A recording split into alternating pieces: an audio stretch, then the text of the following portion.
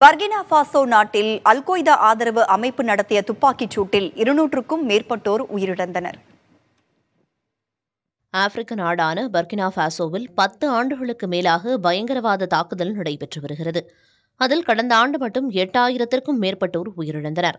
தலைநகர் வாகடூகுவை பாதுகாப்பதற்காக கயா நகர் அருகே ராணுவப் படையினர் குவிக்கப்பட்டுள்ளனர். இங்கு பயங்கரவாத தாக்குதல் நடைபெறவிருப்பதாக தகவல் வெளியானதை அடுத்து தற்காத்துக் கொள்ள அகழிகளை தோண்டும் பணியில் பொதுமக்கள் ஈடுபட்டிருந்தனர். அப்போது அங்கு ஆயுதங்களுடன் வந்த கும்பல் ராணுவத்தினர் மற்றும் பொதுமக்கள் மீது சரமாரியாக துப்பாக்கிச்சூடு நடத்தியது. இதில் 200க்கும் மேற்பட்டோர் கொத்து கொத்தாக மடிந்தனர். சுமார் 150 பேர் படுகாயமடைந்தனர். ராணுவத்தினரின் ஆயுதங்கள், ஆம்புலன்ஸ் வாகனங்களை பயங்கரவாத கும்பல் அபகரித்துச் சென்றது.